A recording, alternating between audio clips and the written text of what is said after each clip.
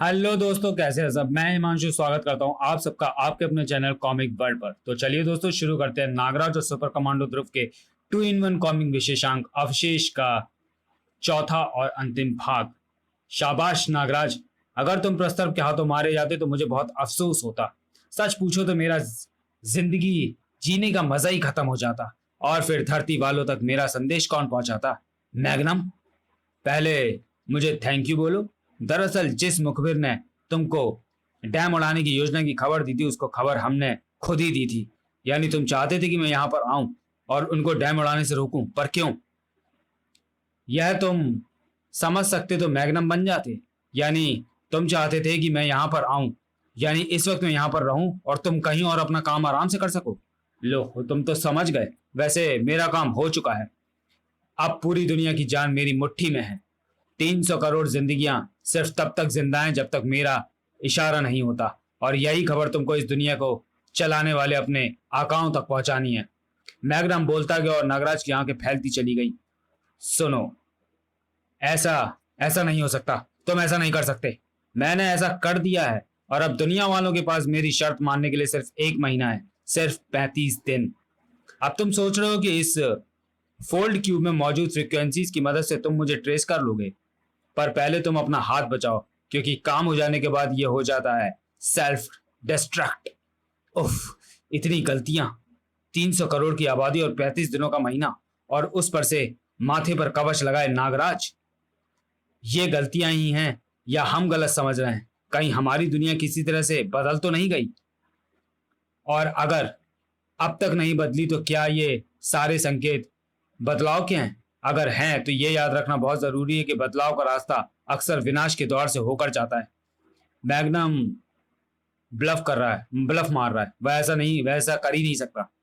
मत भूलिए गवर्नर साहब कि उसके पास फ्रीक्वेंसी मॉड्यूलेटर है, और मुझे पूरा यकीन है कि अब तक उसने उस गैजेट के कई प्रतिरूप बना लिए होंगे।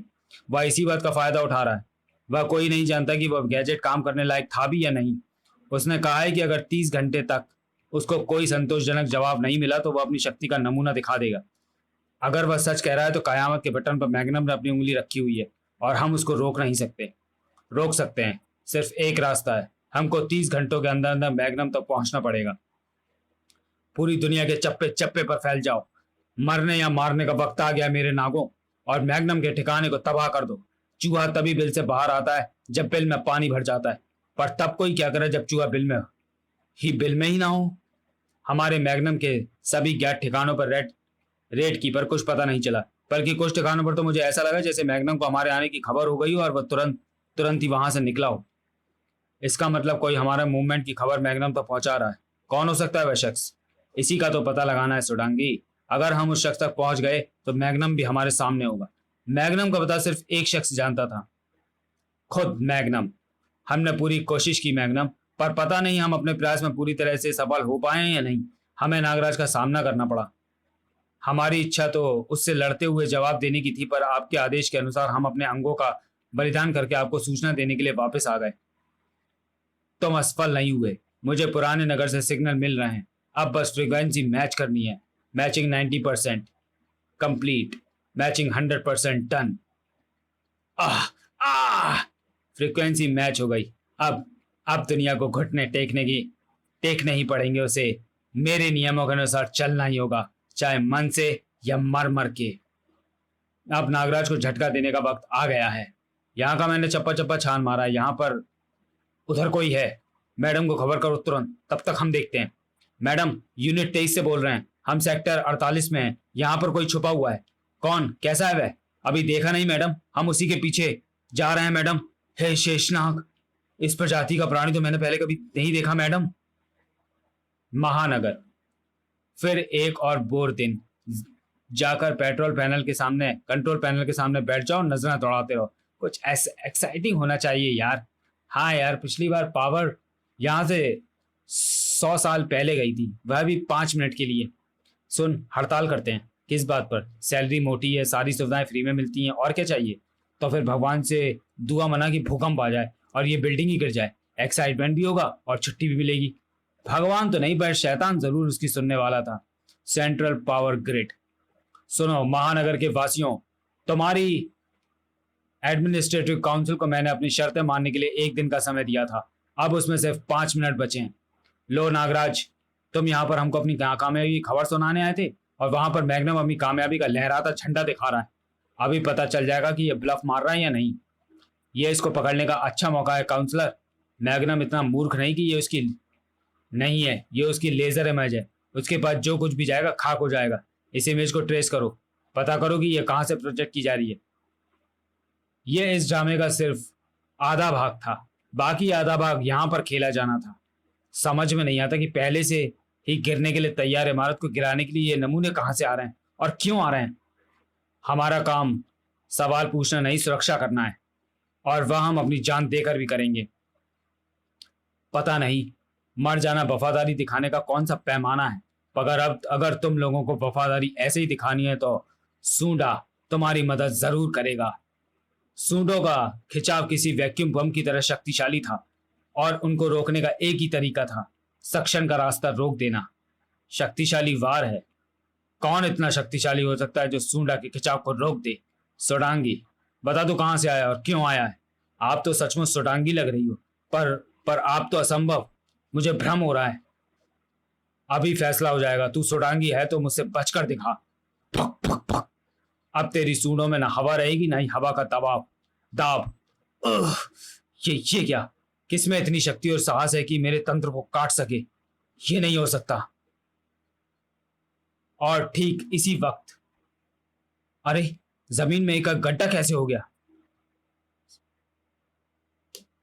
जरूर नगरी में किसी ने जमीन खोदी होगी। हा हा हा हा हा। अब मियाद बिताने में सिर्फ 1 मिनट बचा है, उसके बाद तुम सबकी जाने मेरी एक उंगली पर टिकी होंगी। यह सच था। सोडांगी ने सूंडा पर जो घातक वार किया तो उससे हुए गड्ढे का असर यहाँ पर नजर आ रहा था। इस विनाश को टालने की कोशिशें जारी थी, चाहे अनजाने में ही सही। कुछ समझ में नहीं आ रहा कि ये क्या हो रहा है। इसकी शक्ल तो मेरे जैसी होनी संभव है, पर इसकी तो शक्तियां भी मेरी शक्तियां का दूसरा ही रूप है। सूंडा, जल्दी करो, ध्वस्त कर दो इस इमारत को। पता नहीं मैं इसको कितनी देर तक रोक पाऊंगी। हमने इस नगरी की सुरक्षा का वचन दिया है। मैं कम से कम जान रहते तो ये वचन नहीं टूटने दूंगी। तुमने अपनी शक्तियों का रुख इमारत की तरफ मोड़कर अपनी सुरक्षा को कमजोर कर लिया है। हटा लो ये कवच, वरना ये बेमौत मारी जाओगी।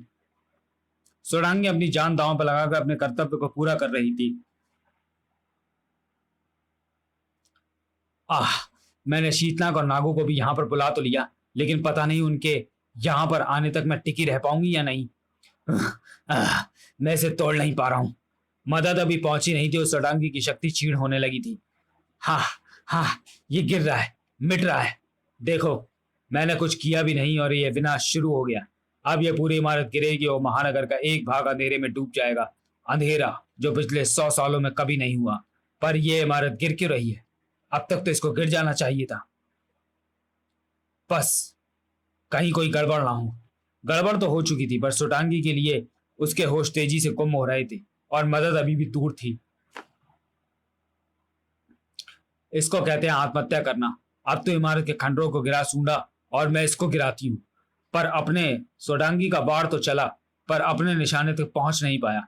अरे ये कैसा अजीब सा अवरोध है, और इसमें मेरे वार को रोकने की क्षमता भी है। आह, ये क्या चीज है? और इस पर मेरा तंत्रवार क्यों नहीं चल रहा है? क्योंकि मैं नागरानी के काले बाल हैं, क्योंकि ये नागरानी के काले बाल हैं। किसी भी तंत्र शक्ति को सोख लेने की क्षमता है इनमें। नागरानी यानी कि नागरानी, ऐसा भी कहीं होता है? पर तू तू यहां पर आई कैसे? यह तो मैं भी नहीं जानती, पर अगर मैं इस वक्त यहां पर हूं तो इसका कारण कुछ जरूर होगा। मेरे रहते यहाँ पर कोई और विनाश नहीं होगा। पर नागरानी अपने दुश्मन को पीछे हटने का एक मौका जरूर देती है। वापस चली जाओ। सूंड, गड़बड़ है। अपना काम जल्दी पूरा करो। इस ढांचे को गिरा दो, पूरी ताकत लगाओ। उफ, नहीं कर सकता। बालों ने पूरे ढांचे को घेर लिया है। लो, अब हम यहाँ पर नहीं रुकेंगे। तो अब हम यहाँ पर नहीं रुकेंगे। मुझे तो यहाँ पर खतरा महसूस हो रहा है। वापस चलो। ना मुझे अपने आने का कारण समझ में आ रहा है और ना ही इनके आने का कारण। सोडांगी, तुम कहां? अरे नागरानी, तुम यहां पर कैसे? और सोडांगी को क्या हुआ? यह अपनी जान की परवाह ना करते हुए इस खंडर को बचा रही थी। अगर मैं वक्त पर ना आती तो ना तो खंडर बचता और ना ही सोडांगी। पर इस पर हमला करने वाले थे कौन? सोडांगी? सोडांगी मतलब दूसरी सोडांगी। दूसरी सुडांगी? कुछ समझ में नहीं आ रहा। तुम बताओ कि ये सब क्या है? इन खंडरों में ऐसे कौन से हीरे जवाहरात जड़े हैं जिनको बचाने के लिए तुम लोग मरने को भी तैयार हो? शीतनाग पुरानी नगरी के उभरने और यहाँ पर विचित्र घटनाओं के घटने की दास्तान सुनाता चला गया। मैं कुछ कुछ समझ रही हूँ। वे जरूर किसी दूसरे डायमेंशन का चक्कर है, ऐसे ही किसी दूसरे डायमेंशन का जहां से मैं आई हूँ। और ये पुरानी नगरी उस आयाम से इस आयाम में आने का द्वार है, खुला रास्ता। उस आयाम से इधर आने वालों के इरादे क्या हैं ये मैं नहीं जानता और ना ही जानना चाहता हूँ। और तुम्हारा आना इस बात का सबूत है कि ये खंडर एक आयाम द्वार है। इन दोनों बातों को मद्देनजर रखते हुए हमें इस नगरी को ध्वस्त करना पड़ेगा, पर पहले नागराज से सलाह करनी होगी। बताओ कहाँ पर मिलेगा नागराज? मैं सोडांगी को लेकर उसके पास जाऊंगी और उसकी राय जानूंगी। नागराज तो महानगर में ही मिलेगा, पर किस स्थान पर यह बताना मुश्किल है। नागराज की सहमति मिलते ही हमको इस नगरी को नेस्तो नाबूद करना होगा नागू, एकदम शॉर्ट नोटिस पर। यह स्पेशल इफेक्ट डिपार्टमेंट तो अपना है शीतू, बस तू देखता जा। ऐसे उड़ाऊंगा इस महाद्वीप को जैसे तूने असलियत तो दूर किसी हॉलीवुड फिल्म में नहीं देखा होगा। एक सेकंड में पूरा द्वीप शूम धुआं और गायब। मैग्नम के दावे में दम लग रहा है, मगर यह बात जनता तक पहुंच गई तो चारों तरफ बदहवासी का माहौल फैल जाएगा। ऐसा नहीं होगा। नागराज, देखो तुमने मैग्नम को देखा? तुमने मैग्नम को देखा? उसने पावर ग्रिड की इमारत गिरा दी।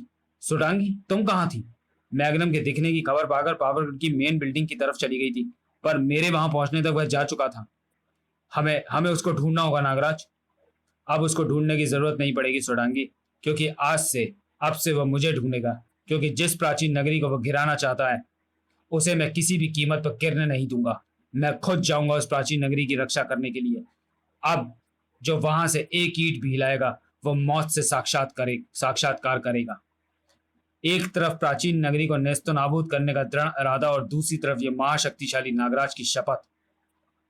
क्या सूर्य से सूर्य टकराएगा और आसमान हो जाएगा लाल? जारी रहेगी ये चुनौती। तो चलिए दोस्तों, वीडियो को यहीं समाप्त करते हैं और मिलते हैं नागराज और सुपर कमांडो ध्रुव के 2-in-1 कॉमिक विशेषांक चुनौती में। तब तक के लिए धन्यवाद।